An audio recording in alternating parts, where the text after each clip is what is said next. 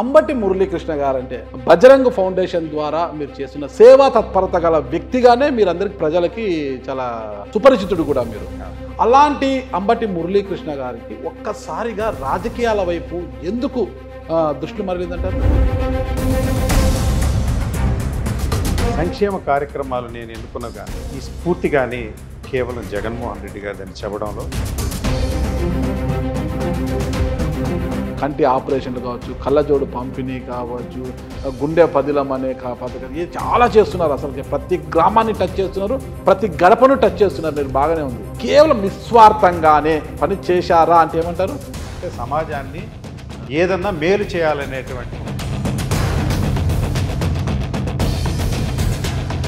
మరి ఈ ఎన్నికల్లో ఒకళ్ళు మీకు టికెట్ ఇస్తే కిలార్ రోషయ్య గారి యొక్క సహకారం లేకుండా మీరు గెలవగలుగుతారా? దూలిపాలగలుగుతారా? ఇంకొకరు కూడా పోటీలు ఉండొచ్చు. మీకు అవకాశం వచ్చి మీరు ఎమ్మెల్యేగా గెలిస్తే పొన్నూరు నియోజకవర్గంలో మొట్టమొదట మీరు చేపట్టబోయే కార్యక్రమం ఏది? పేద ప్రజల సంక్షేమం కోసం.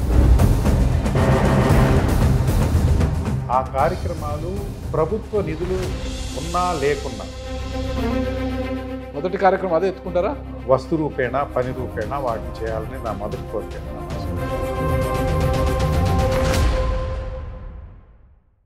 Hello, welcome to Suman TV. Chandra, ఒక్కసారి మన గెస్ట్ ముఖంపై జూమ్ చేసి చూపించు. ఆయన ముఖ వర్షం చూసి గుర్తుపట్టే అవకాశాలు కూడా ఉంటాయి. ఆయన ఎవరో కాదు, బజరంగ్ ఫౌండేషన్ వ్యవస్థాపకులు, Ponnur YSR Congress party MLA ticket ఆశావహులు అంబటి మురళీకృష్ణ గారు. నమస్తే సార్. నమస్కారం అండి. మిమ్మల్ని చూస్తుంటే అంబటి గారిని చూసినట్లనే ఉంది, అంబటి రాంబాబు గారిని చూసినట్లే ఉంది. ఏమిటి ఆయన తెల్ల జుట్టు, మీరు రంగేసినట్టున్నారు, మీకు నల్ల జుట్టు ఉంది, అంతేనా? వయసు ఇంకా ఉన్నట్టుగా కనిపించాలని ఏమన్నా?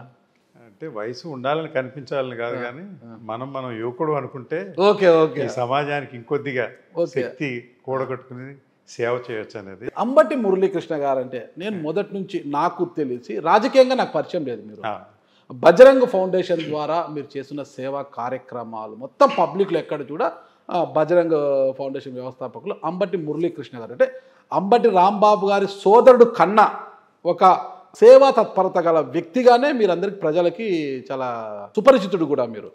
అలాంటి అంబటి మురళీకృష్ణ గారికి ఒక్కసారిగా రాజకీయాల వైపు ఎందుకు దృష్టి మరలిందంటారు? అంటే నేను బజరంగ్ ఫౌండేషన్ 3 సంవత్సరాల క్రితం స్థాపించానండి.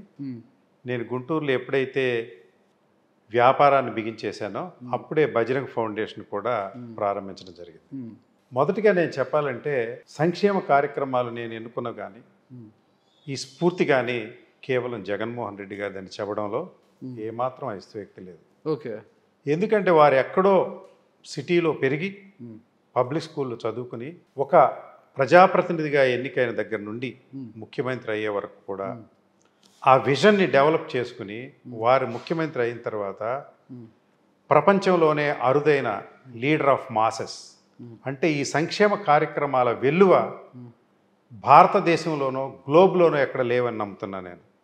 ఎందుకంటే మానవ వనరులు అట్టడుగున ఉన్నటువంటి మానవ వనరులను అభివృద్ధి చేయడానికి తగిన బడ్జెట్ కేటాయించి ఈ సంక్షేమ కార్యక్రమాలు అభివృద్ధి చేయిందే ఆ దేశం కానీ ఆ ప్రాంతం కానీ అభివృద్ధి కాదు అనేది స్థిరంగా నేను నమ్ముతూ ఉన్నా.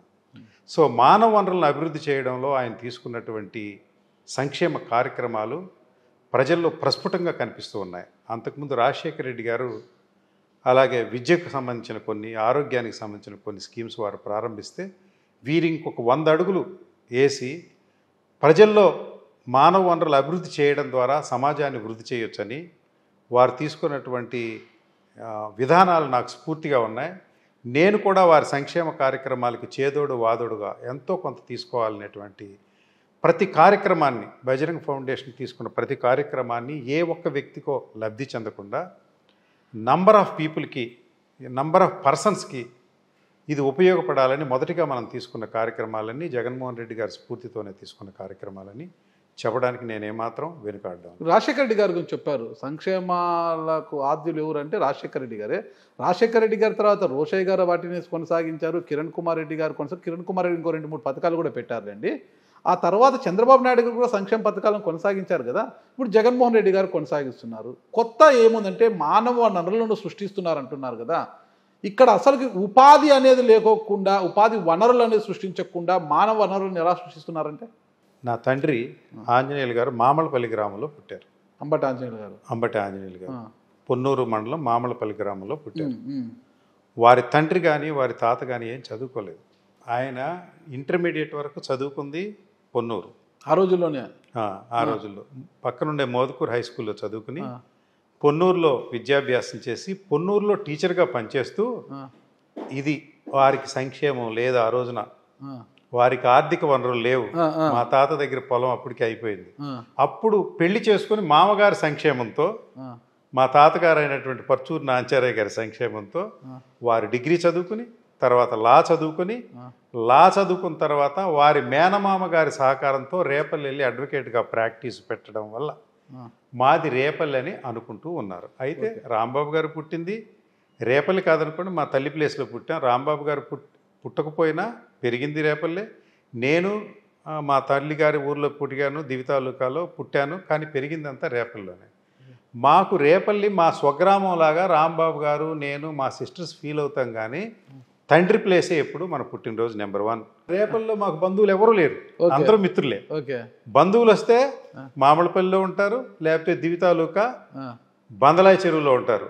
ఆ గ్రామమే ప్రస్తుతం మన సింహాద్రి చంద్రశేఖర్ గారు, సింహాద్రి రమేష్ గారు పుట్టిన గ్రామం. వారు కూడా మా బంధువులే. మాకు 2 గ్రామాలు. మా తల్లి పుట్టింది బందలాయి చెరువు, మా ఫాదర్ పుట్టింది మామిళ్ళపల్లి. మాకు రేపల్లో మేము పుట్టే కానీ బంధువులు ఎవరు ఉంటారు, అందరూ మిత్రులే ఉంటారు. సో మన బంధువులు, మన ఎవరైతే గోత్రికులు ఉన్నారో అది మన గ్రామంగా నేను పరిగణిస్తున్నాను. మామలపల్లె నా గ్రామం అని నేను హక్కును చేర్చుకుని అక్కడ అనేక కార్యక్రమాలు చేశాను. గ్రామం విషయంలోనే, పుట్టిన ఊరు విషయంలో అన్నదమ్ములకి ఇద్దరికి ఇంత భేదాలు ఉన్నాయా? ఆయనకి దీంట్లో కాంట్రవర్సీ ఏం లేదు. మీరు దయచేసి మీరు అసలే బీకామ్లో ఫిజిక్స్ చెప్పించి ఒక ఆయన చేశారు. వారికి వేరే ఆలోచన లేదు. మీరు బీకామ్ చదివారా? నేను బీకామ్ చదువుకోలేదండి. నేను బీకామ్లో ఫిజిక్స్ చదువుకోలేదు, బీకామ్ తెలియదు. దయచేసి నన్ను ఎక్కడ ఇరికించొద్దు. మీరేం చదువుకున్నారు? నేను బీటెక్ చదువుకున్నానండి. బీటెక్లో ఏ బ్రాంచ్? నేను మెకానికల్ అండి. మెకానికల్. ఎందుకు మెకానికల్? మెకానికల్ చదువుకున్నా కానీ నేను వృత్తి అంతా సివిల్ ఇంజనీరింగే చేస్తున్నా. నా కెరీర్ అంతా కూడా నేను ఇప్పుడు కన్స్ట్రక్షన్ బిజినెస్లో ఉన్నా. దానిలో కూడా నాకు సివిల్కి మెకానికల్ రిలేటెడా? అంటే పూర్వకాలంలో సివిల్ ఇంజనీర్లు షార్టేజ్ ఉన్నప్పుడు మెకానికల్ ఇంజనీర్లకి 6 నెలలు ట్రైనింగ్ ఇచ్చి సివిల్ ఇంజనీర్గా ప్రమోట్ చేసేవారు. ఏంటి అసలు సేవా కార్యక్రమాలు చేయాలి అని ఎందుకు అనుకుంది? బజరంగ్ ఫౌండేషన్ అని పెట్టారు.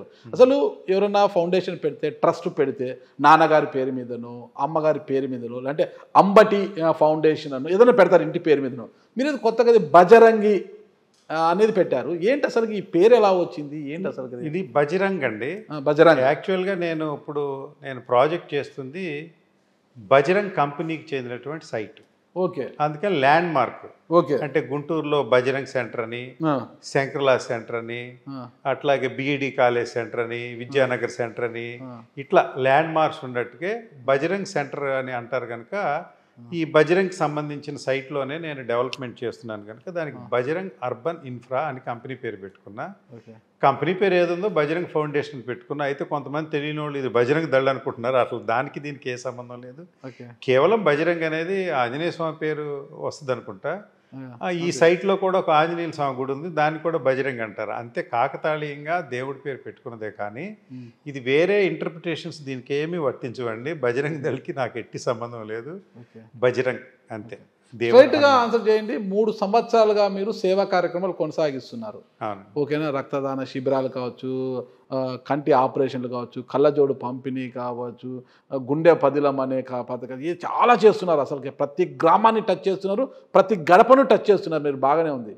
ఇవన్నీ కూడా ఎలాంటి స్వార్థం లేకోకుండా ఈ 3 సంవత్సరాలు కేవలం నిస్వార్థంగానే పని చేశారా అంటే ఏమంటారు?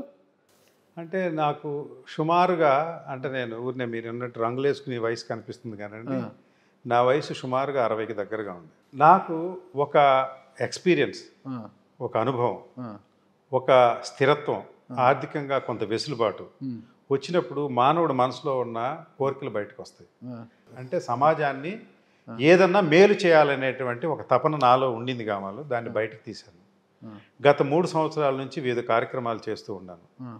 అదేవిధంగా గత 14 నెలల నుంచి నిర్విరామంగా నా నేటివ్ ప్లేస్ అయినటువంటి మామళ్ళపల్లికి చుట్టుపక్కల గ్రామాలు కొన్ని చేసిన తర్వాత పొన్నూరు నియోజకవర్గం మొత్తం అన్ని గ్రామాలని ఒక టార్గెట్గా తీసుకుని జగన్మోహన్ రెడ్డి గారి స్ఫూర్తితోటి వారు చేస్తున్న సంక్షేమ కార్యక్రమాలు ప్రజావళ్ళలోకి గణనీయంగా తీసుకుని వెళ్ళాలనేటువంటి ఒక ఆశయం. దానికి చేదోడు వాదోడుగా సూర్యునికో నూలుపోగులాగా అన్నట్టు, చంద్రుడికో నూలుపోగులా అన్నట్టుగా కొన్ని కార్యక్రమాలు కూడా నేను కూడా జోడించి ఆ ప్రజావళ్ళలోకి వెళ్ళటం, అది భారీ స్పందనగా రావడం ఒకటి. అయితే కాలానుగుణంగా ఇది ముందు నాకు అంత ప్లాన్ లేకపోయినా మనం ఈ కార్యక్రమాలన్నీ చక్కగా చేస్తున్నాం, మంచి పేరు వస్తుంది కనుక దీన్ని విస్తృత స్థాయిలో చేయడానికి ఒక శాసనసభ్యత్వం వేదిక అవుతుందేమో అనేటువంటిది నాలో మెదిలి మాట వాస్తవం. రాజకీయంగా నాకు అనుభవం ఉంది కానీ ప్రత్యక్ష రాజకీయాల్లో నేను ఎప్పుడూ లేను. ఒక పారాషూట్ వేసుకొని ఇక్కడ దిగబడ్డ నాయకుడు మాత్రమే మీరు? పారాచూట్ అనుకోవటానికి లేదండి. నేను మామలపల్లిలో ఇల్లు కట్టుకున్నా. అక్కడ గ్రామంలో పెద్దేటమ్మ తల్లి 500 సంవత్సరాల క్రితం అంబటి ఆశారాయుడని మా వంశీకుడు అక్కడ ప్రతిష్ఠ చేసిన పెద్దేటమ్మ తల్లి కాలగర్భంలో కలిసిపోతున్నప్పుడు నేను తిరిగి పునఃప్రతిష్ఠ చేశాను, ఎక్కువ భారీ మొత్తంలో ఖర్చు పెట్టి. ఆ గ్రామంలో మంచి పేరు సంపాదించుకున్నాను. ఇంకా గ్రామంలో అనేక కార్యక్రమాలు చేశాను, మెడికల్ క్యాంప్స్ నడిపాను. ఈ మెడికల్ క్యాంప్స్ కూడా తూతూ మంత్రం కాదండి, వెరీ పకడ్బందీగా, లావిష్గా, అంటే మంచి ఇన్ఫ్రాస్ట్రక్చరు, పర్మనెంట్ ఇన్ఫ్రాస్ట్రక్చర్ ఒకటి లొకేట్ చేసుకుని, కళ్ళజోళ్ళు కూడా 1 వీక్ అంటే 1 వీక్లో 1000 మంది ఉండా కూడా 1000 మందికి ఇచ్చినటువంటి చరిత్ర. ఏ వర్క్కి కూడా నేను కళ్ళజోళ్ళు లేదనుకోకుండా ఇప్పటివరకు ఇచ్చాను. అదేవిధంగా గుండె సంబంధించి ఈసీజీ, ఆ తర్వాత 2D ఈకోల్ చేయించి యాంజియోగ్రామ్కి విజయవాడ ప్రత్యేక వాహనాలు పెట్టి తీసుకుని వెళ్ళాను ప్రతి గ్రామంలో. అక్కడ సర్జరీ కానీ లేకుంటే స్టంట్లు కానీ ఉంటే ఆరోగ్యశ్రీ కింద చేయించే కార్యక్రమం చేపట్టాను. ఇలా ఈ కార్యక్రమాలన్నీ చేస్తున్నప్పుడు ఒక విస్తృత వేదిక, అది శాసనసభ్యత్వం అయితే బాగుంటుందేమో అనేది కొంతమంది మిత్రులు సలహాలు ఇవ్వడం, అదేవిధంగా కొంతమంది ప్రజల నుంచి కూడా వచ్చిన స్పందనని తీసుకుని నేను విస్తృతంగా సేవ చేయాలనే ఉద్దేశం తప్పించి ఈ వయసులో ఎట్టి అవినీతి కార్యక్రమాల గురించి కానీ ప్రభుత్వం నుంచి ఏదైనా లబ్ధి పొందామనేటువంటి ఆశే నాకు లేదు. నేను ఒక రాష్ట్రంలో ప్రధానమైనటువంటి ఒక పోర్ట్ఫోలియో చేస్తున్న అంబటి రాంబాబు గారి సోదరుల ఉన్నప్పటికీ కూడా నేను ఎక్కడ అవినీతి ఆరోపణ లేకుండా, ప్రభుత్వాన్ని నా స్వార్థం కోసం ఎక్కడ వాడుకోకుండా, అందరూ ఏ క్యూలో ఉంటారో ఆ క్యూలోనే నేను పనిచేసుకుంటూ వెళ్తున్నా. నేను ప్రైవేట్ వ్యాపారం కాబట్టి ప్రభుత్వంతో పెద్ద పని లేదు. ఉదాహరణకి తిరుపతి వెళ్ళాలంటే ఒక్క లెటరు మరి మంత్రి గారి దగ్గర నుంచి తీసుకెళ్ళి L1 దర్శనంలో ముందు నిలబెడతారు. కానీ నేను తిరుపతి వెళ్ళిన విధానం 2027వ సంవత్సరానికి జగన్మోహన్ రెడ్డి గారు ప్లాస్టిక్ నిషేధం చేయాలన్న దాన్ని స్ఫూర్తిగా తీసుకొని నా బజరంగ్ ఫౌండేషన్లో 27 మందితో తిరుపతి వెళ్ళి మెట్ల దారిలో ప్లాస్టిక్ ఏరుకుంటూ అక్కడ అందరికీ వాటర్ బాటిల్ ప్లాస్టిక్కే కాకుండా స్టీల్ వాటర్ బాటిల్ వాడాలని ఫ్రీగా స్టీల్ వాటర్ బాటిల్ పంచుకుంటూ ధర్మ దర్శనంలో 18 గంటల పాటు నిలబడి వెంకటేశ్వర స్వామిని చూసి దర్శించుకుని బయటకు వచ్చి పిలుపునిచ్చాను. 2027వ సంవత్సరానికి జగన్మోహన్ రెడ్డి గారు ప్రవేశపెడుతున్నటువంటి, ఆయన కోరుకుంటున్నటువంటి ప్లాస్టిక్ నిషేధాన్ని అమలుపరచుదామని ఒక క్రియ చేయడం ద్వారా, అంటే మనం కష్టపడడం ద్వారా ప్రజలకి ఒక పిలుపు ఇస్తే బాగుంటుంది.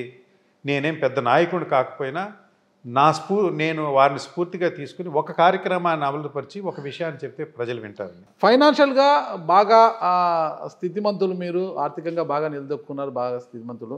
ఇంకా సంక్షేమం ద్వారా, అంటే మీరు చేసిన మీ బజరంగ్ ఫౌండేషన్ ద్వారా వెల్ఫేర్ బాగా చేస్తున్నారు. ప్రతి గడపను తట్టారు, ప్రతి గుండెను తట్టారు, ప్రతి ఇంట్లోకి వెళ్ళారు. మీరు అందరి నోట్లో నానుతున్నారు, ఇక డబ్బు ఉంది, మనకు ఆల్టర్నేట్గా కావాల్సింది ఇక నెక్స్ట్ ఏంటి? పవర్. ఖద్దరు చొక్కా మన ఒంటి మీదకి వస్తే ఆ కిక్కే వేరబ్బా అనుకుని మురళీ కృష్ణ గారు రాజకీయ అరంగేట్రం చేయాలనుకున్నారా? అంటే నేను రాజకీయ కుటుంబమే మాది. 1989లోనే అంబటి రాంబాబు గారు రేపల్లి శాసనసభ్యుడిగా తెలుసు ఎన్నుకున్నారు. అప్పటి నుంచి నా పాత్ర వారిలో ఉంది. వారు తర్వాత 2-3 సార్లు పోటీ చేయలేదు, కానీ నేను ఎప్పుడు పోటీ చేస్తానని కూడా అనుకోలేదు, చెప్పలేదు, ఆ కోరికను కూడా వ్యక్తపరచలేదు. నేను కుటుంబ నేపథ్యం కన్నా వ్యక్తిగతంగా నేను సమాజానికి సేవ చేయడం ద్వారా రాజకీయ పవర్ని తీసుకుని కొద్దిగా ఎక్కువ సేవ చేయాలనే కోరిక ఈ వయసులో నాకు కలగడం వల్లే నేను వచ్చాను. కానీ it is not pre planned. ఉంటే ఎప్పుడో నేను లేట్ వయసులో ఎందుకు వచ్చింది? దానికి మనం ఏమి చెప్పలేము ఎందుకు వచ్చిందనేది. ఇప్పుడు లేత వయసు కాదు మీది, లేట్ వయసు. ప్రస్తుతం మంత్రులు లేకుంటే శాసనసభ్యులు లాంటి వారు వారి కుమారులు కూతుళ్ళు కూడా రాజకీయాల్లోకి రావాలని ఒకటికి మించి 2-3 పదవులు అడిగే వాళ్ళు కూడా ఉన్నారు. కానీ నాకు ఈ వయసుకి అంటే పరిపక్వత స్థితప్రజ్ఞుడిగా ఉండగలిగిన వయసు ఇది వచ్చిందని నేను అనుకున్నాను. సరే, మీరు అన్నారు ఇంతకాలం కాదు, నేను ఆర్థికంగా బాగా స్థిరపడి నాకంటూ ఒక పేరు వచ్చిన తర్వాత వచ్చానన్నారు కదా. ఇంత అంటే 14 నెలల క్రితం వరకు అంబటి మురళీకృష్ణ గారు కేర్ ఆఫ్ అసలు నేను గుంటూరు జిల్లాలో లేనప్పుడు ఎక్కడున్నారు సార్? ఇది ఓన్లీ ఎక్కడ ఉన్నారు? నేను ఒక విషయం ఏంటంటే అంబటి రాంబాబు అనేది నా ఐడెంటిటీ మీ దృష్టిలో. ఓకే, నేను విద్యార్థి దశ ముగిసిన తర్వాత వారు నేను కామన్గా ఏ వ్యాపారం చేయలేదు, కామన్గా ఏ ఆస్తులు లేవు. ఆయన దోవ ఆయనది, నా దోవ నేను. కాకపోతే వారు రాష్ట్రంలో పెద్ద నాయకుడు అవడం వల్ల ఐడెంటిటీ రాంబాబు గారి తమ్ముడు, అంతే అంతే. వేరే ఏం లేవండి, వ్యాపారాలు లేవు. బజరంగ్ ఫౌండేషన్ వ్యవస్థాపకులు అంబటి మురళీకృష్ణ గారికి కూడా ఐడెంటిటీ వచ్చింది రేండి. నేను అన్నది అంటే ఆర్థికంగా నేను స్థిరత్వం వచ్చింది, నాకంటూ ఒక ఇది వచ్చిన తర్వాత రాజకీయ రంగ ప్రవేశానికి అనుకున్నారు కదా. అందుకే ఒక 14 నెలల క్రితమే ఇది వచ్చింది ఆలోచన అన్నప్పుడు దానికి ముందు ఏంటి మీరు అనేది, అంటే అప్పటి వరకు ఆర్థికంగా స్థిరత్వం లేదా? అట్లని కాదండి, నేను అంతకుముందు హైదరాబాద్లో ఉండేవాడిని, బిజినెస్ చేసేవాడిని. ఆ తర్వాత వేరు కంపెనీస్లో మేనేజింగ్ డైరెక్టర్గా సీఈఓగా ఉన్నాను. తోట చంద్రశేఖర్ గారి కంపెనీలో సీఈఓగా ఉన్న మీరు ఎందుకు బయటకు వచ్చేసారు? అదేం లేదండి, రాంబాబు గారి ఎన్నికల కోసమే నేను సత్యనపల్లి వచ్చేసానప్పుడు ఎలక్షన్కి 1.5 సంవత్సరం ముందు. ఆ తర్వాత ఎలక్షన్ అయిన తర్వాత 1.5 సంవత్సరం సత్యనపల్లిలోనే ఉన్నాను. ఆ తర్వాత నా ఓన్ వ్యాపారం గుంటూరులో ప్రారంభించడం వల్ల గుంటూరులో స్థిరపడ్డాను అంతే. అయోధ్య రామరెడ్డి గారి సహకారముతోనే ఈరోజు పొన్నూరులో మీరు కాలు మోపారు? అట్లేం లేదండి. ఎవరు ఒకటి గుర్తుపెట్టుకోండి, జగన్మోహన్ రెడ్డి గారి దగ్గర ఎవరి సహాయ సహకారాలతో టికెట్ పొందలేరు. It is clearly basing on the merits and demerits of particular candidate. Okay, వారి దగ్గర 4-5 సర్వేలు ఉన్నాయి, వారికి ఒక సిస్టమ్ ఉంది, ఐప్యాక్ అనే సిస్టమ్ ఉంది. దానిలో మనం ఎంటర్ అవ్వగలిగితే మనం దానిలో సంక్షేమ కార్యక్రమాలు మనం చేసినవి ప్రస్ఫుటంగా వారికి కనిపిస్తే మనకు మార్కులు పడితే వస్తుంది. అది ఒక సిస్టమ్. ఈ రోజున ప్రకటించినటువంటి క్యాండిడేట్లు అందరూ కూడా నామినేషన్ వచ్చే వరకు స్థిరంగా ఉంటారని లేదు, అది నిర్విరామంగా వారు సర్వేలు చేస్తూ ఉంటారు. ఇంకోసారి చెప్పండి. ఈ రోజు ప్రకటించిన క్యాండిడేట్లు అందరూ కూడా రేపు నామినేషన్ వేసే టైంకి 100% నిలబడగలరనే నమ్మకం లేదు. ఒకటి, వారు ప్రకటించిన తర్వాత మార్పులు ఉంటాయా ఉండవు అనేది నా సబ్జెక్ట్ కాదండి. నేను అనుకుంటున్న సిస్టమ్ ఏంటంటే, సపోజ్ నాగరాజు గారిని వారు అభ్యర్థిగా ప్రకటించారనుకోండి, రేపటి నుంచి మీ మీద సర్వేలు ఉంటాయి. మీరు ప్రజాబాహుళ్యంలోకి వెళ్ళి మంచి పేరు తెచ్చుకుంటే మీరు అభ్యర్థిగా రూపాంతరం చెందుతారు, లేకపోతే మీ ప్లేస్లో ఇంకొకరు వచ్చే అవకాశం ఉంది. నిరంతర ప్రక్రియ. Because it's a system. Jaganmohan Reddy గారు మెరిటోరియస్గా డిమెరిట్స్ అన్నీ మెరిట్స్ అన్నీ అనలైజ్ చేసుకుని ఒక క్యాండిడేట్ని పెట్టే క్రమంలో ఎక్కడన్నా 1, 2, 3 సూట్ కాకపోతే తిరిగి మార్పులు చేసుకునే క్రమంలో ఉన్నారు. అందువల్ల నేనేమంటున్నానంటే, basing on my merits I will emerge as a candidate అన్న ఆశగా వారికి ఎదురు చూస్తున్నా. అది రూపాంతరం చెందితే అది పార్టీకి మంచిదవుతుంది, ప్రజలకి మంచిదవుతుందని నేను నమ్ముతున్నా అంతే. వారు నమ్మిన రోజున నేను అభ్యర్థిని అవుతాను. వారు నమ్మలేదు, నా మెరిట్స్ సరిపోలేదు, వారు నన్ను గుర్తించలేదనుకోండి, ఇంకొక అవకాశం ఎప్పుడైనా వస్తే ఎదురు చూస్తుంటాము. లేకపోతే ఇంకా ఇంతటితోనే ఈ ప్రజాసేవ ఇలాగే చేయాలని నిర్ణయం. ఖచ్చితంగా ప్రజాసేవ కంటిన్యూ చేస్తారా? దాంట్లో అసలు ఏ డౌట్ లేదండి. ఓకే, ఇప్పటికే నాకు తెలిసి 7వ జాబితా రేపు రానుంది అని అంటున్నారు. 7వ జాబితాలో ఖచ్చితంగా అంబటి మురళీకృష్ణ గారి పేరు ఉండబోతోంది అన్న సంకేతాలు బయటికి వచ్చాయి. మీకేమన్నా తెలుసు? నాకు 7వ జాబితా 8వ జాబితా నాకు తెలియదు కానండి. ఈ జాబితాలో మార్పులో వారి సిస్టంలో నిరంతర ప్రక్రియ. నామినేషన్ రోజు వరకు మార్పులు చేర్పులు జరుగుతూనే ఉంటాయి. ఏ మార్పు చేర్పు ఆ సమయాన్ని సూచిస్తాయో ఆ రోజున మనకు వచ్చే అవకాశం ఉంటుందని నేను నమ్ముతున్నాను. అది 7, 8, 9 నాకు కూడా తెలియదు. ఇప్పుడు ఆల్రెడీ పొన్నూరులో సిట్టింగ్ ఎమ్మెల్యే కిలార్ రోషయ్య గారు ఉన్నారు కదా. కిలార్ రోషయ్య గారు ఉన్నప్పటికీ కూడా పొన్నూరునే మీరు టార్గెట్ చేసుకోవడానికి బలమైన కారణం ఏంటి? పొన్నూరు టార్గెట్ చేసుకోవటానికి బలమైన కారణం, ప్రతి చోట ఎవరొకరు ఉంటారండి. 175 నియోజకవర్గాలు ఎక్కడ ఖాళీ లేవుగా. 151 మంది గెలిచారు. మిగతా 24 చోట్ల కూడా మన సమన్వయకర్తలు ఉన్నారు. పక్కనే అవనిగడ్డ చాలా ఖాళీగా ఉన్నింది కదా. సింహాద్రి చంద్రశేఖర్ని ప్రకటించినా కూడా జాబితాలో ఆయన నాకు ఇంట్రెస్ట్ లేదు, నేను రావట్లేదు అని చెప్తే ఆయన బలవంతంగా తీసుకొచ్చారు కదా అవనిగడ్డకి. ఆ ప్లేస్ని మీరెందుకు కోరుకోలేదు? అంటే నేను పెద్ద కాకలు తీరిన రాజకీయ నాయకుడు కాదు 4-5 కోరుకోవటానికి. నేను మామళ్ళపల్లి నా నేటివ్ ప్లేస్ కాబట్టి దాన్ని ముందు ఓన్ చేసుకున్నా. ఆ ఊర్లో కొన్ని కార్యక్రమాలు నిర్వహించాను. అదేవిధంగా పొన్నూరు నియోజకవర్గంలో కొన్ని కార్యక్రమాలు నిర్వహించాను కాబట్టి I'm feeling that I have eligibility in that area. Okay. Avanigadda అంటే ఏదో ఒక టికెట్ కావాలి, ఎక్కడో చోటుకి వెళ్ళి పోటీ చేయాలంటే నాకు అర్హత ఉండాలిగా. Okay. Avanigadda accidentally my mother place. మాకు అనుబంధాలు బంధాలు అన్నీ ఉన్నాయి, కానీ అక్కడికి వెళ్ళాలనే దానికి పెద్ద ఇదేమి లేదు. నేను పొన్నూరుని కోరుకున్నా, పొన్నూరు కొంత కార్యక్రమాలు ఎందుకు కోరుకున్నట్టే స్వగ్రామం ఉంది అని అంతేనండి, వేరే ఏం లేదు. ఓకే. గుంటూరుకు పక్కనే ఉంది పొన్నూరు స్వగ్రామం. మా తండ్రి పుట్టాడు. అంబటి వాళ్ళు అక్కడ ఉన్నారు, కుదురు అక్కడ ఉంది, అంబటి వంశీకులు అక్కడ ఉన్నారు, మా నెల్లిట్లు గోత్రీకులు అందరూ అక్కడే ఉన్నారు. రేపు నేను కాలం చేసినా, మా సోదరుడు కాలం చేసినా అక్కడి నుంచే రావాలి. మా తండ్రి కాలం చేసినప్పుడు అక్కడి నుంచి వచ్చారు, మా తల్లి కాలం చేసినప్పుడు వచ్చారు. ఆ నేటివిటీతో ఉండే అనుబంధం. సో నేను లోకలైట్గా ఎస్టాబ్లిష్ చేసుకోగలిగానని అన్ని సర్వేల్లో కూడా ఇప్పుడిప్పుడే ప్రస్ఫుటం కనిపిస్తుంది. దాన్ని నేను కోరుకున్నాను అంతే. నా ప్రయారిటీ ఈజ్ పొన్నూరు, కానీ నాకు ఎక్కడో చోట పోటీ చేయాలి, అర్ధాంతరంగా అర్జెంట్గా ఎమ్మెల్యే అయిపోవాలి నాకు కోరికే లేదు నాకు అసలు. మురళీకృష్ణ గారు అంబటి రాంబాబు గారు సోదరుడు అన్న విషయం కాసేపు మనం పక్కన పెడతాం. బజరంగ్ ఫౌండేషన్ ద్వారా మీరు చేస్తున్న కార్యక్రమాలు జగన్మోహన్ రెడ్డి గారిని సంతృప్తి పరిచి ఉండవచ్చును. దానికి తోడు ఇటీవల మీరు 2021 తలసేమియా వ్యాధిగ్రస్తులకు జగన్మోహన్ రెడ్డి గారు ఇప్పటికీ ఏడాదికి 10,000 రూపాయలు ఇస్తున్నారు.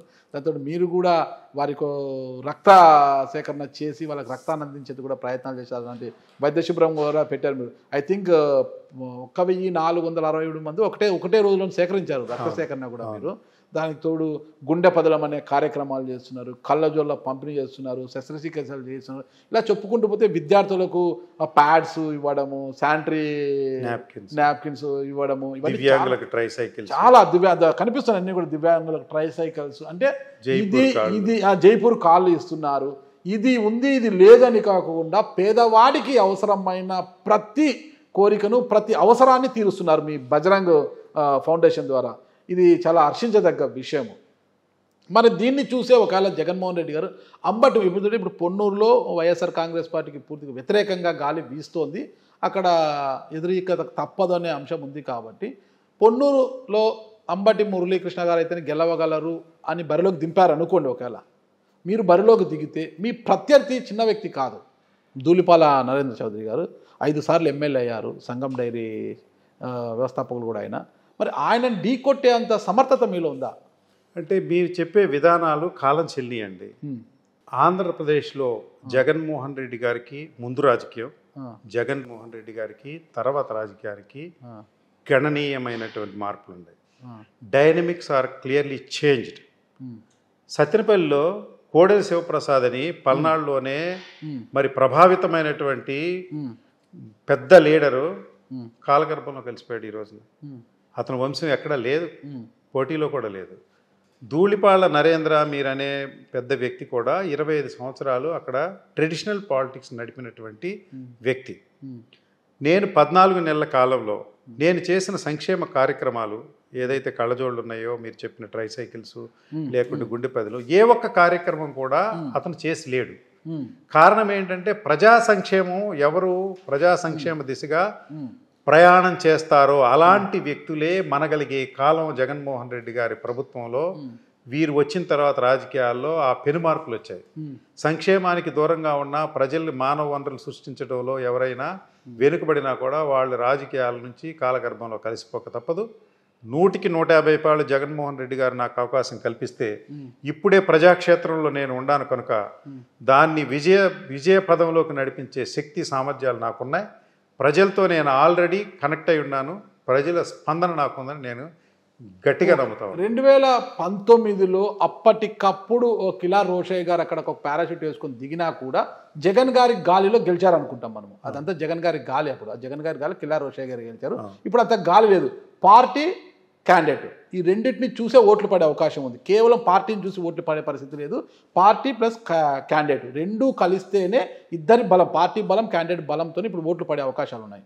అయితే 5 సార్లు ఎమ్మెల్యేగా గెలిచి ఒక సీనియర్ రాజకీయ నాయకుడు అయిన ధూళిపాల నరేంద్ర చౌదరిని మీకు అనుకూలించే అంశాలు, మీకు ప్లస్ అయ్యే అంశాలు ఏమున్నాయంటారు?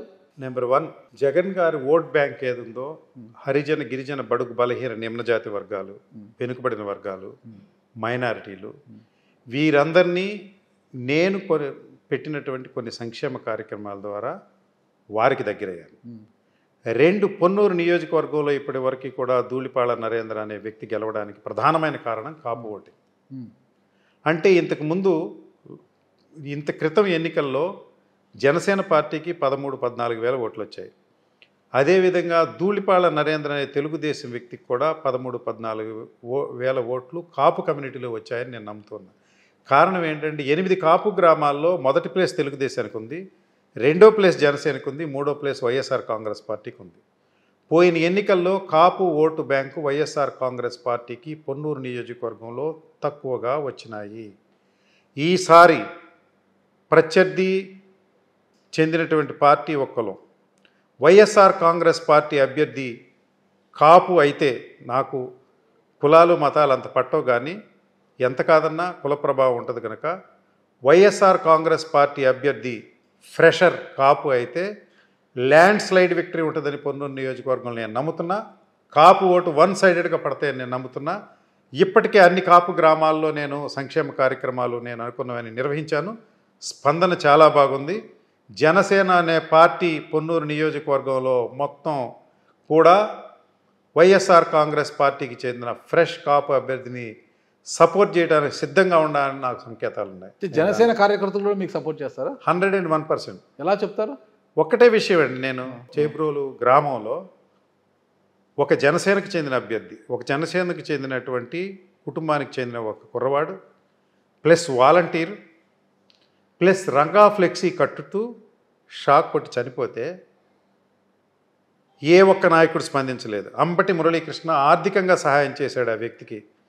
వాళ్ళ కుటుంబాన్ని పరామర్శించి వాళ్ళ కుటుంబానికి ఏ కష్టం వచ్చినా ఆదుకుంటానని నేను చెప్పినప్పుడు అక్కడ చేరినటువంటి జనసేనకు చెందినటువంటి సభ్యులు నన్ను రిసీవ్ చేసుకున్న విధానాన్ని నేను 100% అసెస్ చేయగలను. మామలపల్లిలో నా ఇంటి వెనకాల ఉన్న శంకర్ అనే జనసేన కార్యకర్త చనిపోతే ఏ ఒక్క నాయకుడు స్పందించలేదు. నేను వారికి దినం ఖర్చులు లేకపోతే ఆర్థికంగా సహాయం చేశాను. చేసి వారందరినీ నా సొంత వాళ్ళుగా నేను ట్రీట్ చేస్తున్నాను. కనుక జనసేన పార్టీకి చెందిన యువకులకి నేనే కేర్ టేకర్ అని నేను నమ్ముతున్నాను. కనుక వారందరూ నన్ను అభిమానిస్తారు. వారిని ఫ్యూచర్లో నేను సాగుతానని నమ్మకం నాకుంది. జనసేన ఓటింగ్ అంతా కూడా వైఎస్ఆర్ కాంగ్రెస్ పార్టీకి ఈసారి పొన్నూరు నియోజకవర్గంలో కాపు ఫ్రెష్ అభ్యర్థి అయితే వచ్చే అవకాశాలు ఉన్నాయని నేను స్థిరంగా నమ్ముతున్నా. అవకాశం దొరికితే ఖచ్చితంగా నేను విజయం సాధిస్తాను. అవకాశం దొరికితే మరి దొరుకుతుందా? దొరుకుతుందనే నమ్ముదాం. నమ్మకంతోనే ఉన్నారు. జగన్మోహన్ రెడ్డి గారు సర్వేలు ఉన్నాయి, మీరు నేను ఆశ పెడితే అవ్వదు. జగన్మోహన్ రెడ్డి గారు అనేక రకమైన ఫిల్టరేషన్ మెకానిజమ్స్ ఉన్నాయి. వారి సర్వేల్లో వస్తే నేను మంచివాడిని తెలిస్తే ఆ సంక్షేమ కార్యక్రమాలు బజాబాహులోంచి స్పందన దొరికితే ఖచ్చితంగా నన్ను అభ్యర్థిగా నిర్ణయిస్తాడని నేను నమ్ముతున్నా. అది దొరకకపోతే వారిని నేను బ్లేమ్ చేయడానికి సిద్ధంగా లేను. నేను అర్హుని కాదేమో, మరొకసారి చూద్దాం. వారి నాయకత్వాన్ని బలపరుచుకుంటూ ఇలాగే ముందుకు ఖచ్చితంగా. దాంట్లో సరే, మీరు ఎవరు గుడ్ లుక్స్ లో ఉన్నారు ఇప్పుడు పార్టీలో? పార్టీ గుడ్ లుక్స్ అనేది ఇక్కడ వ్యక్తుల యొక్క గుడ్ లుక్స్ ఉంటేనే ఇక్కడ టికెట్ ఏం లేదండి నాగరాజు గారు. వైసీపీలో పార్టీ ప్రయోజనాల కన్నా వ్యక్తుల ప్రయోజనాల కోసమే టికెట్లు కేటాయిస్తున్నారు. నేను ఐపాక్ గుడ్ లుక్స్ లో ఉన్నానండి, ఇంటెలిజెన్స్ గుడ్ లుక్స్ లో ఉన్నానండి, 4 రకాల సర్వేల్లో గుడ్ లుక్స్ లో ఉన్నాను. నేను నమ్ముతున్నా ఇవన్నీ కలిస్తేనే నాకు టికెట్, లేకపోతే లేదు. ఖచ్చితంగా. జగన్మోహన్ రెడ్డి గారిని ప్రభావితం చేయగలిగింది అవి మంచి రిపోర్ట్లు ఇస్తే వారు క్రాస్ చెక్ చేసుకుని మనం సూట్ అవుతాం అనుకుంటే పెడతారండి, మెరిట్స్ అండ్ డిమెరిట్స్. సరే, జగన్మోహన్ రెడ్డి గారు అంటే ఉమ్మారెడ్డి గత ఎన్నికల్లో 2019లో కూడా ఉమ్మారెడ్డి గారి కోటాలోనే కిలా రోషయ్య గారికి పొన్నూరు నియోజకవర్గం కేటాయించారు అనుకుంటామండి. ఈసారి ఇంకా మనకు ఆయన కుమారుడికి ఎంపీగా ఇచ్చారు కాబట్టి, గుంటూరు ఎంపీగా ఇచ్చారు కాబట్టి, ఉమ్మారెడ్డి గారి కోటాలో వెంకటరమణ గారికి ఎంపీగా ఇచ్చారు కాబట్టి ఇంకా కిలా రోషయ్యకి టికెట్ ఉండదని అందరూ భావిస్తున్నారు.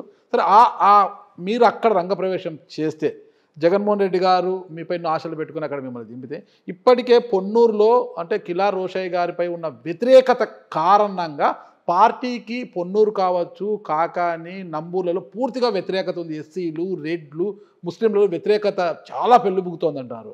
ఆ వ్యతిరేకతను మీ సంక్షేమ పథకాలు, మీ మంచితనమో, మీ నెమ్మదితనమో పార్టీకి ఓట్లుగా మారుస్తుందా?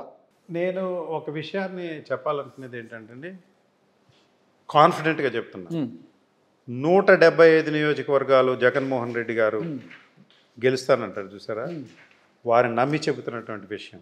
నేను దాన్ని 100% నమ్ముతున్నా. సబ్జెక్టు జగన్మోహన్ రెడ్డి గారు 175 నియోజకవర్గాల్లో వారే నామినేషన్ వేస్తే ప్రతిపక్షానికి 1 సీటు కూడా రాదు. అయితే అది అసాధ్యం కనుక, వారు అన్ని చోట్ల అభ్యర్థిగా ఉండలేరు కనుక, వారి భావజాలానికి సంక్షేమానికి లేకుంటే పాస్ట్ పెర్ఫార్మెన్స్ 1 సంవత్సర కాలంలోనో 2 సంవత్సరాల కాలంలోనో వారి శాసనసభ్యుడైనా శాసనసభ్యుడు కాకపోయినా వారి నడవడికలు ప్రజలతో ఎలా ఉన్నాయి, వారేమన్నా ప్రజల కోసం చేశారా అనే పారామీటర్ తీసుకుని వారి మానసిక పుత్రిక అయినటువంటి సంక్షేమ కార్యక్రమాలకు దగ్గరగా ఉన్న వ్యక్తుల్ని అభ్యర్థులుగా నామినేట్ చేసి ఇప్పటికీ 175కి 175 సీట్లు గెలిచే అవకాశం 100% ఉంది. ఒకటి, నేను పొన్నూరు నియోజకవర్గంలో చేసినటువంటి కార్యక్రమాలు వారికి దగ్గర చేస్తాయని, అదే నా ఎలిజిబిలిటీ అని. జగన్మోహన్ రెడ్డి గారికి రాష్ట్రంలో ఎక్కడ యాంటీ ఇన్కంబెన్సీ లేదు, ఉంది కేవలం స్థానిక శాసనసభ్యులకి యాంటీ ఇన్కంబెన్సీ ఉందనే వారు మార్పులు చేర్పులు చేస్తూ 82 వరకు వచ్చారు. అది ఎవరు కాదనలేదు. సో జగన్మోహన్ రెడ్డి గారు చాలా పాజిటివ్ ఉన్నారు. ఆ క్రమంలో పొన్నూరులో ఉన్నటువంటి వ్యక్తి యాంటీ ఇన్కంబెన్సీకి చోటు చేసుకోవడం ఒక లక్షణం అయితే, రెండోది నేను చేస్తున్న కార్యక్రమాల వల్ల నా సూటబిలిటీ పార్టీకి ఉందనుకున్నప్పుడు వారు నన్ను నిర్ణయిస్తారని నేను నమ్ముతూ ఉన్నాను. నేను చేసిన కార్యక్రమాలు 101% ప్రజాస్పందన పొందాయి, ప్రజల్లోకి మంచిని నెలకొల్పేయడంలో నేను అన్డిస్ప్యూటెడ్గా నమ్ముతున్నా, దాంట్లో ఇదే లేదు. సో నేను ప్రజా పవర్లో ఎక్కడా లేను, నేను ఎక్కడ మా పవర్ని ఉపయోగించుకుని ఏమి చేయలేదు, అంతా నా సొంత ఖర్చులతో చేశాను కనుక మంచి పేరు వస్తుందని నేను నమ్ముతున్నాను. 2019 ఎన్నికల్లో అంటే రావి వెంకటరమణ గారు అందరూ అభ్యర్థి అనుకున్నారు. అయితే ఆయన నిర్మించుకున్న కోటలోకి ఉన్నట్టుండి కిలార్ రోషయ్య గారు ప్రవేశించారు. సరే, ఆ ఎన్నికల్లో రావి వెంకటరమణ గారు సహకరించారా లేదా అన్న విషయం పక్కన పెడితే కిలార్ రోషయ్య గారు అయితే గాలిలో గెలిచిపోయారు. మరి ఈ ఎన్నికల్లో ఒకవేళ మీకు టికెట్ ఇస్తే కిలార్ రోషయ్య గారి యొక్క సహకారం లేకుండా మీరు గెలవగలుగుతారా ధూళిపాల గారి మీద? నేను చెప్పాలనుకునేది ఏంటంటే, వైఎస్ఆర్ కాంగ్రెస్ పార్టీలో మీరు అనుకున్న ముఠాలు ఏమి లేవు. అభ్యర్థిత్వం కోసం వారు పోటీలు ఉండొచ్చు, నేను పోటీలు ఉండొచ్చు, ఇంకొకరు కూడా పోటీలు ఉండొచ్చు. పార్టీ ఒకసారి నిర్ణయించిన తర్వాత పార్టీ కట్టుబాటుకు మించి ఎవరు పక్కకి జరగరు. ఒకటి, నెంబర్ 1. సో మీరు అంటున్నారు చూసారా, ఉమారెడ్డి వెంకటేశ్వర్లు గారు తనయుడు ఆల్రెడీ వచ్చాడని. ఒకవేళ నాకు అవకాశం కల్పించారనుకోండి, వారు మేము కలిసి పని చేసుకుంటాం కదా. ఇద్దరు రోషయ్య గారు సహకరిస్తారా? 100% సహకరిస్తారండి. వారు పార్టీ మనిషే, ఓకే. వారు కూడా జనసేనతో టచ్లో ఉన్నారంటున్నారు కదా. అది నేను నమ్మడం లేదండి. కొన్ని కారణాలు ఏదన్నా ఉండి జగన్మోహన్ రెడ్డి గారు వారిని ఏదన్నా మార్పులు చేర్పులు చేయొచ్చే కానీ పార్టీకి చెందిన వ్యక్తి వారు. ఉమారెడ్డి గారు పెద్ద కుటుంబానికి చెందినటువంటి వ్యక్తి. అలా ఉంటుందని నేను భావించడం లేదు. ఓకే, ఒకసారి చూశారు ప్రజలు, రోషయ్య గారిని చూశారు. ప్రజలు కాదనుకున్నారా, పార్టీ కాదనుకున్నారా విషయాన్ని పక్కన పెడితే అక్కడ ఉన్న వ్యతిరేకత, మీ యొక్క సంక్షేమ పథకాలు, మీ వెల్ఫేర్ అనేది, మీరు చేసిన చారిటీ రెండు సమానంగా నిలుస్తాయా లేదా మీద అప్ అవుతుందంటారా? ఈ రెండు జోనర్స్ అండి. పవర్లో ఉన్నవారికి కొన్ని ప్లస్లు కొన్ని మైనస్లు ఉంటాయి. నాకు ఈ రోజున ఏ మైనస్ లేదు.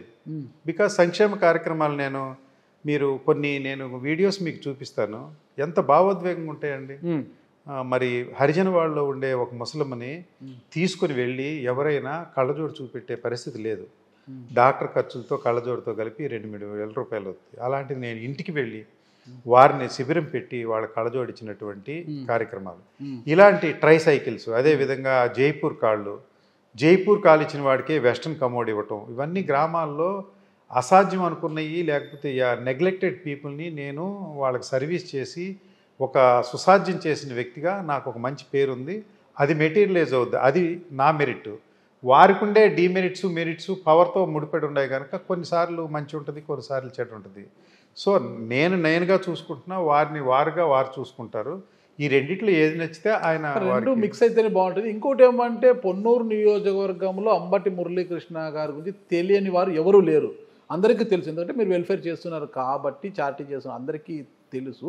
ఆ తెలిసినప్పటికీ కూడా మీకంటూ వైఎస్ఆర్ కాంగ్రెస్ పార్టీలో ఒక బలమైన క్యాడర్ లేదు. దానివల్లే టీడీపీ ఒకటే భావిస్తుందంట, అంటే కిలార్ రోషయ్య ఆల్రెడీ ఎమ్మెల్యేగా ఉన్నాడు, ఆయనకంటూ ఒక క్యాడర్ ఉంది కాబట్టి కిలార్ రోషయ్య కాకుండా అంబటి మురళీకృష్ణ అయితే మాకు కేక్ వాక్ అయిపోతుంది, అసలు ఈజీగా గెలిచేస్తామని వాళ్ళు ఆల్రెడీ సంబరాలు చేసుకుంటారంట, మురళీకృష్ణ వస్తే ఇంకా మేము గెలిచిపోయినట్టని అనేసి. అమాయకత్వానికి నేనేం చేయలేను కానీ. ఎవరు అమాయకులు, మీరా వాళ్ళ? వారి అమాయకత్వం. Okay okay. నేను గ్రామంలో శిబిరం పెట్టానండి. శిబిరం పెడితే ప్రజలు వచ్చారు, సామాన్యులు వచ్చారు, పార్టీ కార్యకర్తలు వచ్చారు, తెలుగుదేశానికి సంబంధించిన వ్యక్తులు కూడా వచ్చారు, జనసేనకు చెందిన వ్యక్తులు కూడా వచ్చారు. Because it's a common platform. వైద్యానికి సంబంధించిన శిబిరం అందరికీ ఉపయోగం జరుగుతున్నది. నేనేనాడు పార్టీ కార్యకర్తల సమావేశం పెట్టలేదు. పార్టీలో నేనేమి ప్రత్యేకంగా కొంతమందిని నేను పోషించే కార్యక్రమం చేపట్టలేదు. పార్టీ టికెట్ సింబల్ ఎవరికి వస్తే వాళ్ళ వెనకాల క్యాడర్ ఆటోమేటిక్గా వచ్చేస్తుంది. ఆ క్యాడర్ని అనుసంధానం చేసుకుని నడపగలిగే శక్తి మనకు ఉండాలి. It is already proved. నాకు పాత ఎక్స్పీరియన్స్ ఏమీ లేకపోలేదు, నా గురించి నేను చేసుకోలేదు, కానీ సత్యనపల్లిలో ఏకోన్ముఖంగా నడిపాను.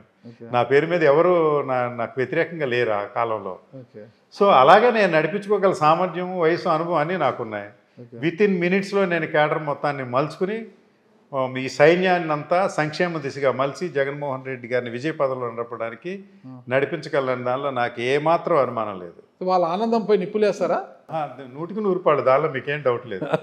101% వైఎస్ఆర్ కాంగ్రెస్ పార్టీ పొన్నూరులో విజయం సాధించబోతుంది. కిలార్ రోషయ్య గారా, అంబటి మురళీకృష్ణ గారా? అభ్యర్థి ఎవరైతే వారు. వైఎస్ఆర్ కాంగ్రెస్ పార్టీ గెలుస్తుంది. నేను అభ్యర్థిని కనుక నేనే గెలుస్తానని చెప్పాలి, ధర్మం అది. మీరు అభ్యర్థిని ఫిక్స్ అయిపోయారా? లేదండి, నేను చెప్పాను, ఇందాక ఒకసారి చెప్పాను మీకు, అన్ని సర్వేలు సూట్ కావాలండి. జగన్మోహన్ రెడ్డి గారిని ఎవ్వరూ మోసం చేయలేరు. తాత్కాలికంగా అటు ఇటు ఏదైనా చెప్పొచ్చు, కాపులందరూ మా పక్షాన్ని ఉండారని అని చెప్పొచ్చు. వారికి చాలా వెట్టింగ్ చేసుకునే ప్రాసెస్ ఉంది. ఆ వల్ల నుంచి 1-2 సార్లు తప్పుకోవచ్చు, కానీ చేప పడుతుంది. 100% ప్రతిభను గుర్తిస్తారు.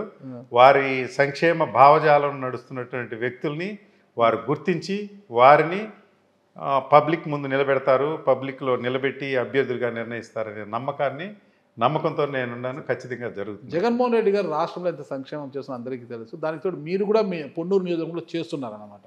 అంటే రాష్ట్ర అమలు చేస్తున్న సంక్షేమ పథకాలకు కిలార్ రోషయ్య గారి సహకారం ఎలా ఉంటుంది, ఆయన పరిశీలిస్తారు కాబట్టి ఎమ్మెల్యేగా. అంటే మీరు చేస్తున్న అంబటి మురళీకృష్ణ గారు చేస్తున్న చారిటీకి కూడా కిలార్ రోషయ్య గారి సహకారం ఉంటుందా? దీంట్లో నేను చెప్పాలనుకునేది ఏంటంటే, కిలార్ రోషయ్య గారి సహకారం లేదనేదానికి లేదు. మొదట్లో 4 ప్రోగ్రామ్స్కి వారే వచ్చారు. తర్వాత వారు వివిధ కార్యక్రమాలు వారికి ఉంటాయి. ప్రభుత్వ కార్యక్రమాలు వేరు, నా కార్యక్రమాలు వేరు. ఒకటి వైఎస్ఆర్ కంటి వెలుగు ఉంది, వారు కూడా టెస్ట్ చేసి కళ్ళజోళ్ళు ఇచ్చే కార్యక్రమం ఉంది. అది కొంత మోతాదులో ఉంది. దాన్ని విస్తృతంగా తీసుకువెళ్ళాలి అనే కార్యక్రమంలో నేను గ్రామాన శిబిరం పెట్టి ఒక గ్రామంలో ఉదాహరణకి మొన్న నంబూరులో క్యాంప్ పెట్టాం. మొదటి రోజు 1450 మంది వచ్చారు. మళ్ళీ అనుకోకుండా ఎక్స్టెండ్ చేసాం. రెండో రోజుకి ఎక్స్టెండ్ చేస్తే నిన్న 1210 మంది వచ్చారు. 2600 మంది క్యాంప్కి వస్తే దానిలో 1700 కళ్ళజోళ్ళు వచ్చినాయి. సో ప్రభుత్వానికి కొన్ని కన్స్ట్రైంట్స్ ఉండే కనుక ఈ 1700 కళ్ళజోళ్ళు నేను 1 వీక్లో ఇవ్వబోతున్నా.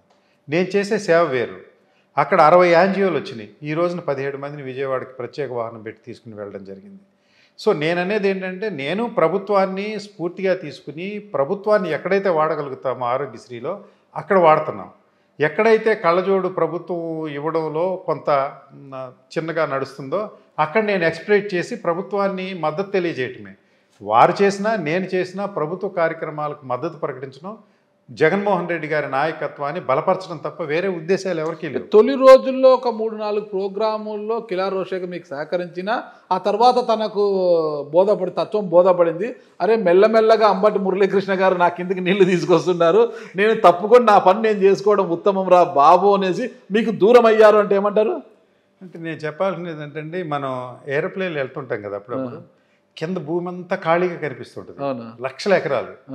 మనం ఎంత కదా 4 ఎకరాలే అడుగుతుంది రాదే అనుకుంటారు. But for each and every inch of the land there is a competition. Okay, ప్రతిదానికండి. నేను అనేది ఆఫీస్లో గుమస్తా దగ్గర నుంచి ప్రధానమంత్రి పదవి వరకు it is a very competitive. మీ సర్వీస్ మీరు చేయడం ద్వారా, నా సర్వీస్ నేను చేయడం ద్వారా అక్కడ ఉన్నటువంటి ప్రజల్ని మెప్పించి, నాయకుడిని మెప్పించి మన అవకాశం పొందాలే కానీ ఎవరికి కాంపిటీషన్ లేకుండా ఇంటర్నల్ కాంపిటీషన్ ఉంటుంది.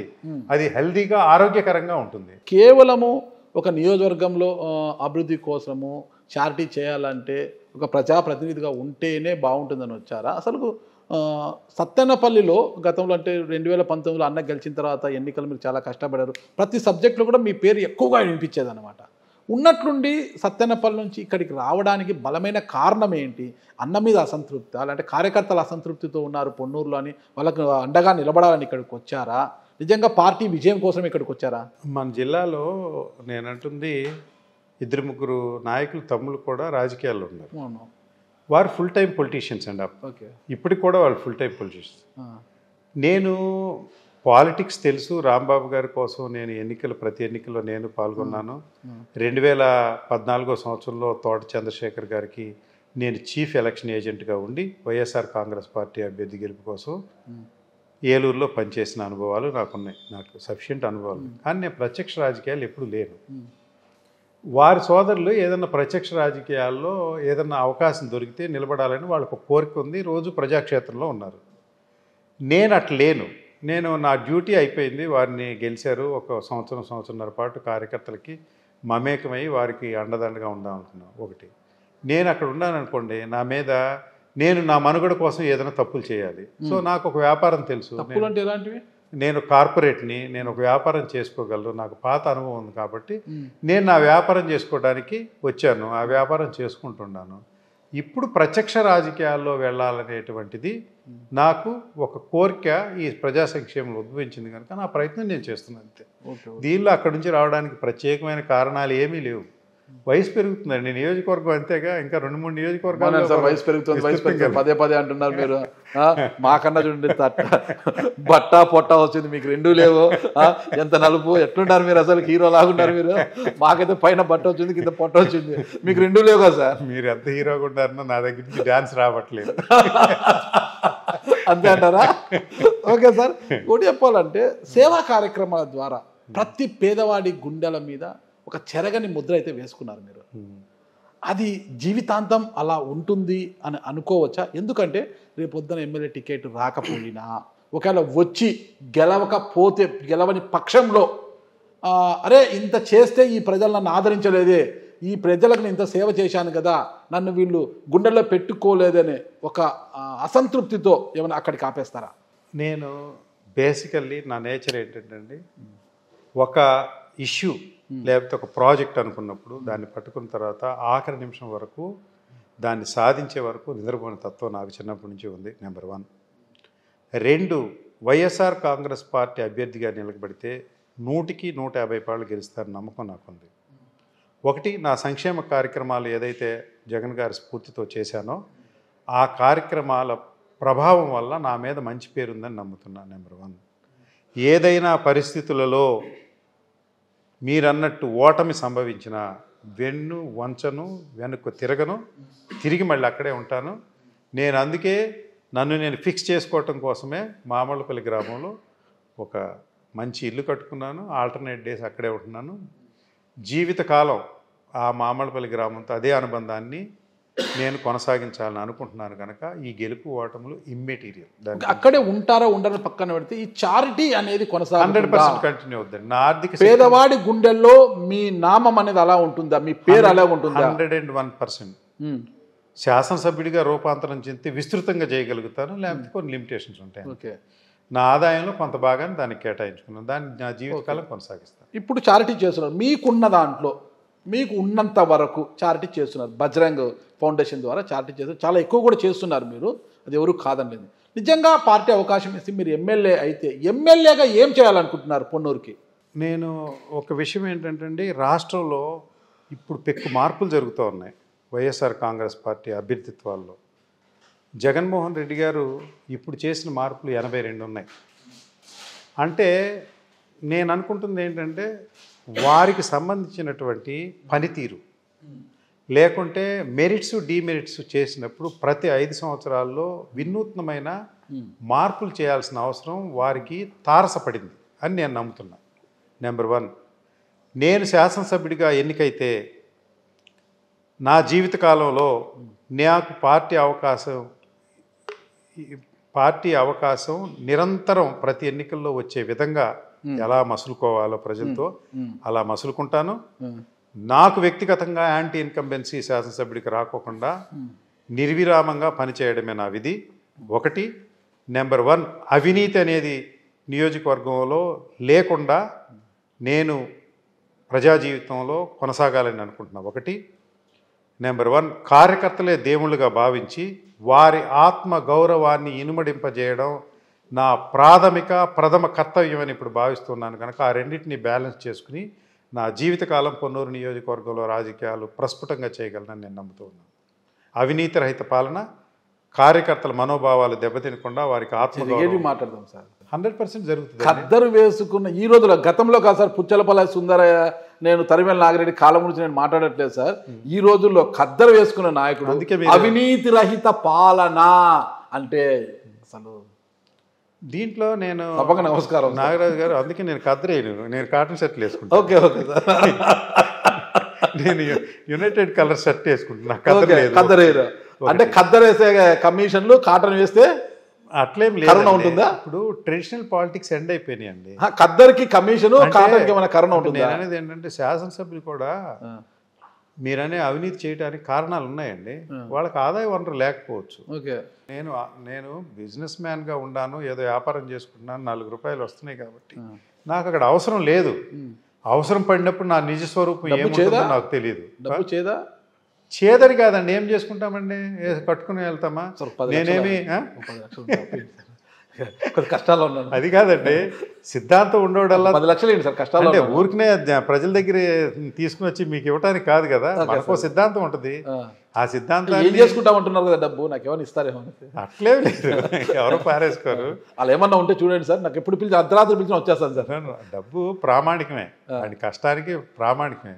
కష్టానికి తగ్గ ప్రతిఫలం నా దగ్గరికి వస్తుందని నేను నమ్మాను కనుక నేను ప్రజాక్షేత్రంలో డబ్బు కోసం ఆశపడ్డాను. ప్రమాణం చేయండి సార్, పార్టీ నన్ను ఆశీర్వదించి ఎమ్మెల్యే టికెట్ ఇచ్చి నేను ఎమ్మెల్యేగా గెలిస్తే ఏమే మీరు ఒక ప్రమాణం చేయండి. నేను నమ్మిన ఏడుకొండల స్వామి సాక్షిగా అవినీతి రహిత పాలన నేను చేసి చూపిస్తానని ప్రమాణం చేయండి సార్, చూద్దాం. నేను వైఎస్ఆర్ కాంగ్రెస్ పార్టీ అవకాశం ఇస్తే శాసనసభ్యుడిగా ఎన్నికైతే నాకు తెలిసి కానీ తెలియక కానీ నా వల్ల ఏ అవినీతి ఉండదు అని నేను నమ్మిన కన్న తల్లిని ఒట్టేసి చెబుతున్నా. వెంకటేశ్వర స్వామి కంటే దీంట్లో వేరే ఇదే, ఎందుకంటే కన్న తల్లి మీద ఒట్టేశారు మీరు. ఓకేనా? అది ప్రతిరోజు మీ మెదల్లో ఆలోచన రావాలి, అరే నేను అవినీతి. ఏదైనా నా వ్యాపారానికి అవసరమైతే పవర్లో ఉంటే ఏదన్నా అది లీగలైజ్డ్ అయితే ప్రజల్ని పీడించకుండా కాంట్రాక్టర్లను ఇబ్బంది పెట్టకుండా. It is not in Ambati Muralikrishna dictionary. Take it granted. Okay. ఇప్పుడే కాదు, మీరు ప్రతి 6 నెలలకు వచ్చి నన్ను నిలబెట్టండి, ఇదే విధంగా నిలబెట్టండి. నాకు ఇటీవల చిన్న అనుమానం వస్తుంది సార్, ఈ వైఎస్ఆర్ కాంగ్రెస్ పార్టీ నాయకులు కొంతమందికి పిచ్చి పీక్ వెళ్ళినట్టుంది, ఏంది బా ఇది, అందులో ఏమన్నా అంబటి మురళీకృష్ణ గారు కూడా చేరిపోయారా అనేసి. అంబటి మురళీకృష్ణ గారు ఆ పిచ్చి పీక్ స్టేజ్కి వెళ్ళిపోయిన వారు ఏమైనా చేరిపోయారా అనేసి.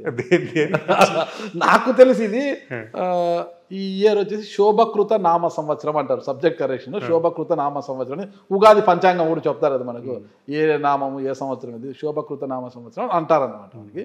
కానీ ఇప్పుడు మీరంతా వచ్చేసి జగన్నామ సంక్షేమ సంవత్సరం అనేది కొత్త పేరు పెట్టారు. అంటే మీరు అసలుకి పంచాంగాలని అన్నిటినీ మార్చేస్తున్నారు మీరు. అది ఏదైనా పిచ్చి పీక్ వెళ్ళిపోయింటే ఇలా చేస్తున్నారా ఏంటి అనేది నాకు అర్థం కాలేదు సార్. అంటే దీన్ని మీరు ఏదైనా అనండి, అది మంచివాడో చెడ్డవాడో తెలియదు కానీ దాన్ని ఒకసారి పక్కన పెడితే గ్రామ స్వరాజ్యం అని మహాత్మా గాంధీది ఎందుకు వచ్చిందండి? బికాజ్ ఆయన సిద్ధాంతాలు, మహాత్మా గాంధీ సిద్ధాంతాలు గ్రామ స్వరాజ్యం, గ్రామాలు అభివృద్ధి చెందిన దేశం అభివృద్ధి చెందుతుందని మహాత్మా గాంధీ సిద్ధాంతం.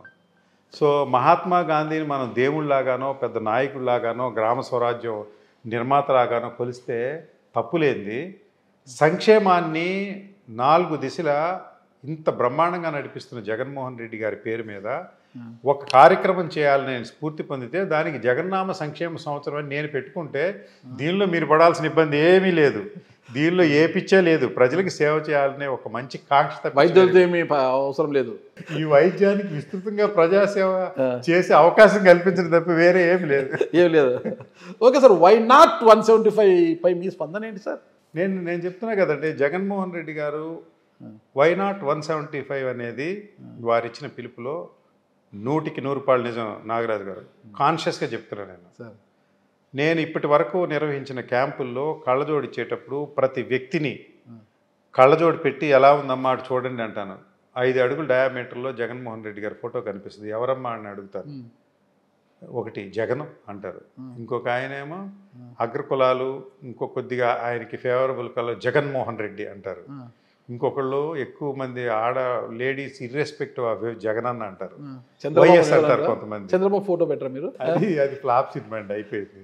రామారావు, రాజేశ్వరరావు, శోభన్ బాబు, కృష్ణలాగా చంద్రబాబు కూడా వాళ్ళ సినిమాల్లో అంతరించిపోయి వెళ్ళిపోయినట్టుగా చంద్రబాబు నాయుడు గారు ఇప్పుడు ఫిజికల్గా ఉన్నారు కానీ రాజకీయంగా లేరు అసలు.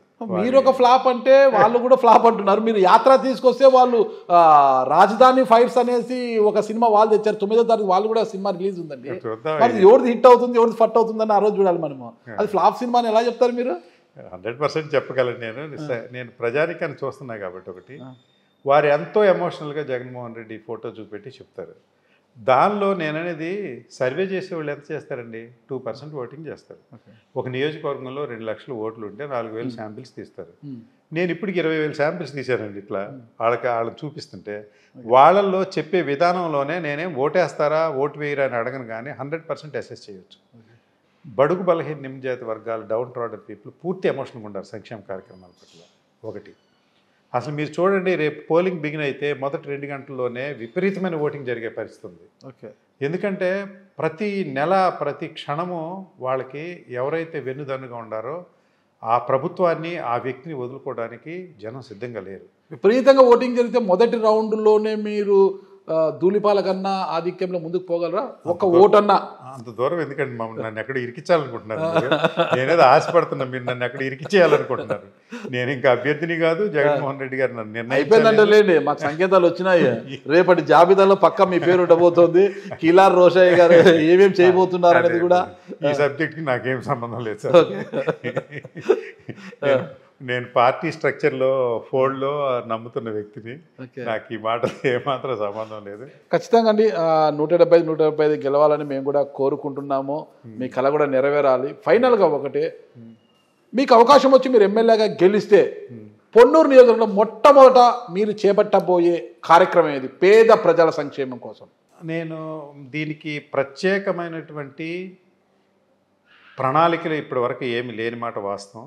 నెంబర్ 1, ఎక్కడైతే ప్రభుత్వం చేస్తున్న సంక్షేమాలు ఇంకా విస్తృతంగా కొత్తదనంగా చేయాలో, సపోజ్ ఆరోగ్యశ్రీ ఉంది, మరి ఆరోగ్యశ్రీ గవర్నమెంట్లో ఫ్రీగానే చేస్తారు, కానీ అవేర్నెస్ క్రియేట్ చేయడం అంటే గుండె జబ్బు వచ్చినప్పుడు వెళ్ళి స్టంట్ వేయించడమో లేకపోతే ప్రభుత్వ సంక్షేమ పథకాలు పక్కన పెడతాం సార్, ఇది అంబటి మురళీకృష్ణ బ్రాండ్ అని చూపించుకోవడానికి మొట్టమొదట మీరు తీసుకునే చర్య ఏంటి?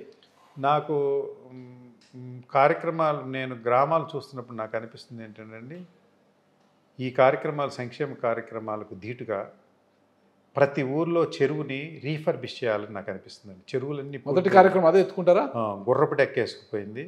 ఆ కార్యక్రమాలు ప్రభుత్వ నిధులు ఉన్నా లేకున్నా ఆ నియోజకవర్గంలో లబ్ధి పొందుతున్నటువంటి వ్యాపారవేత్తలు, కాంట్రాక్టులు ప్రభుత్వాన్ని ఎవరు వాడుకుంటున్నారో వారి సహాయ సహకారాలు తీసుకుని ఆ చెరువు పొడికి తీయించడం, చెరువుని ఒక వాకింగ్ ట్రాక్ లాగా చేయటం అనేది నాకు అనిపిస్తుంది. ప్రతి గ్రామంలో చెరువులు ఉన్నాయి, అన్నీ పాడుపడిపోయింది, గుర్రపు డెక్కేసుకుని వదిలేసి ఉన్నాయి. వాటిల్లో వ్యర్థ పదార్థాలు పెట్టుకునే కార్యక్రమాలు ఉన్నాయి. వాటన్నిటినీ తీయటం వల్ల అవి ఆరోగ్యశ్రీలో మనం చేస్తున్న వ్యాధుల నివారణ కోసం పనికొచ్చే ఒక బ్రీతింగ్ స్పేసు, ఎక్సర్సైజ్ స్పేస్ని క్రియేట్ చేయాల్సినటువంటి అవసరం ఉందని నాకు మొట్టమొదటిగా అనిపిస్తుందండి. దాన్ని ప్రతి గ్రామంలో చెరువులన్నీ రీకన్స్ట్రక్ట్ చేయాలని, తిరిగి పూడికలు తీయాలని, అది ప్రభుత్వ నిధులు తక్కువగా ఉన్నప్పటికీ కూడా ఇలా వ్యాపారం మీద ఆధారపడి ప్రభుత్వాన్ని వాడుకునే వారి సహాయ సహకారాలు తీసుకుని వస్తు రూపేణా, పని రూపేణా వాటిని చేయాలని నా మొదటి కోరిక, నా మనసులో నుంచి వచ్చిన మొదటి కోరిక. రాజకీయంగా మీ గాడ్ ఫాదర్ ఎవరు సార్? మా గాడ్ ఫాదర్ ఎవరు లేరండి. మా ఫాదరు ఒక రాజకీయ నాయకులే, వారు కూడా శాసనసభ్యత్వం దాకా వచ్చారు. కానీ అదే సమయంలో రాంబాబు గారు కూడా యాక్టివ్గా ఉండడం వల్ల. అంబటి మురళీకృష్ణ గారికి గాడ్ ఫాదర్ ఎవరు? రాజకీయాలు నా గాడ్ ఫాదర్ సంక్షేమం. రాజకీయాల్లో నా గాడ్ ఫాదర్ జగన్మోహన్ రెడ్డి గారు. అంతే. నా సంక్షేమ కార్యక్రమాలు వారికి ఏకలవ్య శిష్యులాగా నేను చేస్తున్నాను. ఏదో ఒక రోజు ఆయన ప్రత్యక్షం అవుతారు, మనం తీసుకెళ్తారు. ఆయన నా గాడ్ ఫాదర్. నాకు మధ్యలో గాడ్ సంతానం సార్? నాకు 3 అమ్మాయిలండి. 3 అమ్మాయిలే. ఓకే, అందరికి పెళ్ళిళ్ళు అయిపోయి అల్లులంతా ఏం చేస్తారు? అంతా సెటిల్ అయిపోయారు. నెక్స్ట్ మీ తర్వాత రాజకీయ వారసులు ఎవరు? మీ సంక్షేమానికి కావచ్చు, మీ రాజకీయానికి కావచ్చు, వారసులు ఎవరు? నేనే రాజకీయ నాయకుడికి ఇంకా రూపాంతరం చెందలేదు. మళ్ళీ వారసత్వాల గురించి నాకెందుకు? ఇంకా అంత ఆలోచన లేదా? ఈ మధ్య పేపర్లు చూస్తే వారసుడు వచ్చాడు. నేను ఎవరికి వారసుని కాదు, రాంబాబు గారికి అసలే వారసుని కాదు. నేను నా మెరిట్స్ డిమెరిట్స్ మీద నేను ప్రజాక్షేత్రంలో ఎంటర్ కావాలని ప్రయత్నం చేస్తున్నటువంటి ఒక యాక్టివ్ సోషల్ వర్కర్, సమాజంలో ఇప్పటికే దూరిపోయిన ఒక వ్యక్తిని. అంతే, దూరిపోయారు. నీకు నెక్స్ట్ తరం గురించి, వారసత్వాల గురించి అంత దూరం అసలు ఆలోచన. ఓకే, వైసీపీ టికెట్ ఆశావహులుగా పార్టీ ప్రయోజనాల కోసం పొన్నూరు నియోజకవర్గ ప్రజలకు అంబటి మురళీకృష్ణ గారు ఇచ్చే సందేశం, పిలుపు ఏంటి? అంటే నేను పెద్ద సందేశాలు పిలుపులు ఇచ్చే వ్యక్తిని కాదండి. నేను ఇంప్లిమెంట్ చేసి చూపెట్టే వ్యక్తిని. కళ్ళజోళ్ళు ఇచ్చాను, సందేశాన్ని నేను ఈ నియోజకవర్గాన్ని అభివృద్ధి చేస్తాను, సందేశం రాసుకోండి, అదే లేదు. నేనేమైనా చేయాలనుకున్నది వెళ్ళి ప్రజల వద్దకు వెళ్ళి చేస్తాను. ఒకటి, క్యాంప్ నడిపేటప్పుడు కూడా నేను మార్నింగ్ నుంచి ఈవినింగ్ వరకు అక్కడే ఉంటాను.